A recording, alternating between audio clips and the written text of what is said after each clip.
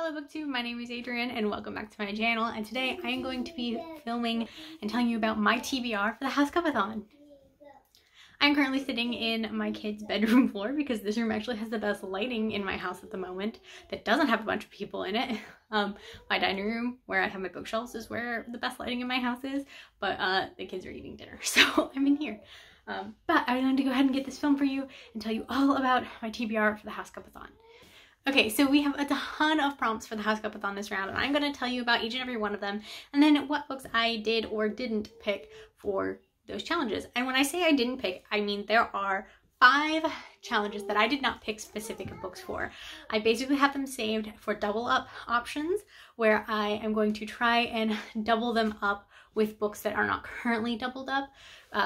So I have 5 that are books that are prompts where I think that I will be able to fit them in. You'll understand more when I tell you about them, so let's just go ahead and get into those. So the 5 that I am not picking books for are the Dobby prompt, which is to read a book with a lovable side character. Then I have the Mandrake, which is to read an audiobook.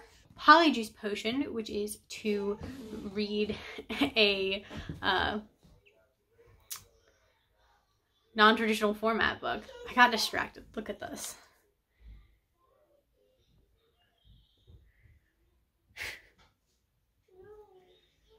She just opened this cube and jumped in. Anyway, then I have the Burrow, which is to read a cozy book. And then the 5th one I have is the Flying Car, which is to read a road trip book or a book that has a journey of some kind in it. I figured this is one that I may add on later because some of these books I am reading, I don't know what's in them, so they very well might feature a road trip. And that's kind of how I am with all of these. I do read audiobooks, I read non-traditional formats. I don't necessarily know which ones I'm going to double up with those. So those are all ones that I am not picking books specifically for, but I will use at some point during the month. You can see my kids colored on the wall here. Isn't that nice? So now let's get into the actual books I have picked for my reading. Let's go ahead and just work down the list. I have a piece of paper right here with all of my notes on it. And so we'll just work our way down this list. Obviously, right off the bat, we have our required reading prompt, and for that, I am going to be reading Harry Potter and the Chamber of Secrets. This is the 2nd book in the Harry Potter series. This is the book that we are reading for the readathon. Required reading prompt is to read Harry Potter and the Chamber of Secrets, or any book that takes place in the Harry Potter canon world. So you could literally read anything. You could read Fantastic Beasts, Crimes of Grindelwald, you could read a Harry Potter book, you can read Cursed Child, you can read any of those things. So I am reading Chamber of Secrets, and this is going to double up with required reading as well as Tom Riddle's diary, and that is to read a book by an author that is using a pen name or their initials. J.K. Rowling uses her initials, so that is what I have for that one. The next challenge is the Howler, which is to read a book where The next challenge is the Howler, which is to read a book where a character has to face the consequences of their own actions. And for this one, I picked A Court of Thorns and Roses by Sarah J. Maas. This is the first book in the ACOTAR series. And in this, at the very beginning of the book, Farah, our main girl, kills a wolf who ends up being a fairy, and she is forced, because she killed this wolf, to go in to live in fairy. So that's definitely a consequence of her own actions, as well as some other things that happen throughout this book. So I'm going to be reading this one.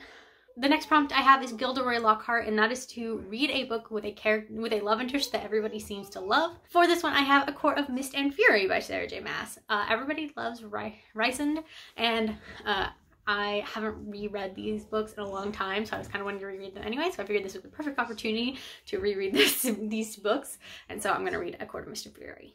The next prompt I have is to De-Gnome the Garden, and that is to read a book that you are thinking of unhauling, and for that one, I have Amber and Dusk by Lyra Celine. This is a book that I am thinking about unhauling because it's been on my shelf for a while. This is an Owl Crate edition. This is a book that I have been thinking about unhauling for a little while, and by a little while I mean about a week, because this book fulfills 2 prompts. The other prompt that this book fulfills is The Death Day Party, which is to read a book that you forgot about.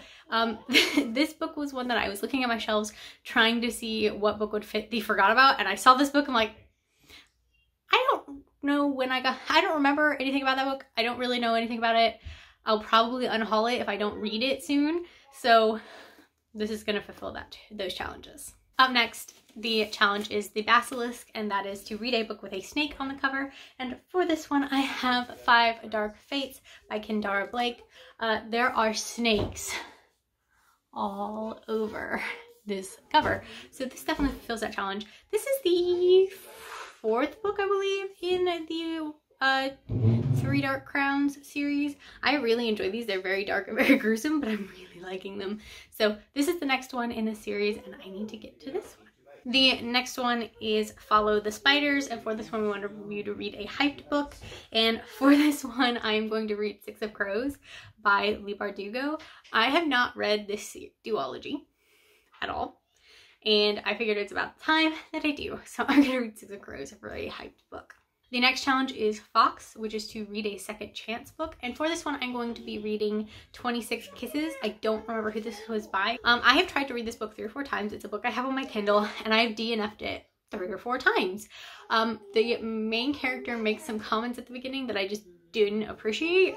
And so I think I'm going to try and read this again and like push myself past and see if she has like some character growth throughout this book. But I didn't like this book. I didn't appreciate a comment that was made at the beginning of this book, so I never made it past 5% of the way through this book. So my goal is to at least make it to 25% so that I can get DNF points for this if I hate it. So that's the plan. The next challenge is Petrified, and that is to read a book that you are afraid to read. For this one, I am going to be reading The Betrothed by Kiera Cass. This is Kiera Cass's newest novel. It is really pretty. Let's see here if you can see it, but like the actual hardcover is a really pretty gold color. I'm going to be reading this one because I am really scared of this book.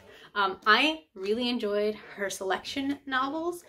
They were kind of trashy. They're trashy, just YA dystopian-esque reads. I really enjoyed them.